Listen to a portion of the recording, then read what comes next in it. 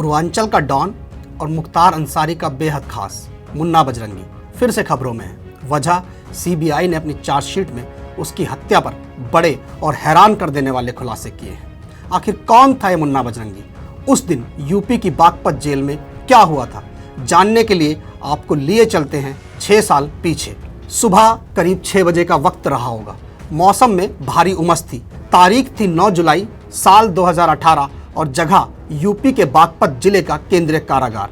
चाय पीने के लिए जेल के कैदी अपनी अपनी बैरक से निकले और कॉमन एरिया की तरफ चले।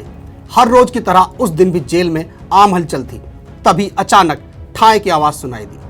कैदी कुछ समझ पाते इससे पहले ही एक एक कर 10 फायर हुए। गोलियां चलने की आवाज तन्हाई बैरक की तरफ से आई थी। कैदियों में भगदड़ मच गई।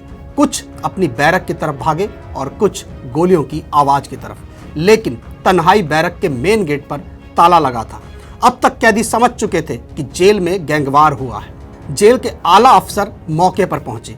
आनन फानन में तन्हाई बैरक का ताला तोड़ा गया। अंदर जाकर देखा तो सामने खून से लथपथ एक लाश पड़ी थी। लाश थी कुख्यात गैंगस्टर मुन्ना बजरंगी की। वो मुन्ना बजरंगी जो पूर्वांचल के खूंखार माफिया मुख्तार अंसारी का राइट हैंड था, जिसे चलता फिरता यमदूत कहा जाता था। मुन्ना बजरंगी के बचने की कोई गुंजाइश ना रहे, इसलिए 2 गोलियां सिर में सटाकर मारी गई। बीच बचाव में कोई कैदी ना आ पाए, इसलिए तन्हाई बैरक पर ताला जड़ दिया गया। जिस हथियार से बजरंगी को मौत के घाट उतारा गया वो मौका वारदात से नदारद था। लेकिन पुलिस के हाथ लगता है बजरंगी का कातिल सुनील राठी। दरअसल राठी ने बजरंगी पर गोलियां बरसाकर पिस्टल को गटर में फेंक दिया था। बजरंगी के कत्ल को बागपत जेल की हाई सिक्योरिटी बैरक में पूरी प्लानिंग के साथ अंजाम दिया गया था। खबर फैली तो पूरे यूपी में सियासी हंगामा मच गया।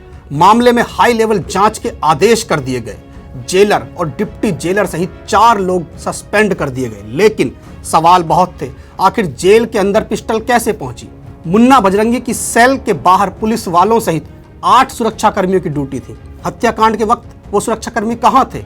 तन्हाई बैरक को आखिर किसने बाहर से ताला लगाकर बंद किया? ये वो सवाल थे जिनसे अगले दिन के अखबारों के पन्ने भरे पड़े थे। अब आते हैं मुन्ना बजरंगी की जराइम की दुनिया पर।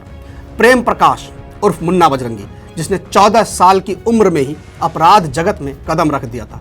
शुरू से ही उसे बंदूकों से खेलने का शौक था। महज 5वीं तक पढ़े मुन्ना का गांव के ही एक शख्स से झगड़ा हुआ और गोली मारकर उसने उसकी हत्या कर दी। जब वो महज 17 साल का था तब उसके ऊपर पहला केस दर्ज हुआ। इसके बाद पुलिस फाइलों में उसके नाम के आगे संगीन धाराएं दर्ज होने लगी। मुन्ना क्राइम की दुनिया में नाम कमाना चाहता था। उसने जौनपुर के कुख्यात गैंगस्टर गजराज सिंह का गैंग ज्वाइन कर लिया। 1984 में मुन्ना उस वक्त खबरों में आया जब उसने एक बड़े बिजनेसमैन की दिन दहाड़े हत्या कर दी।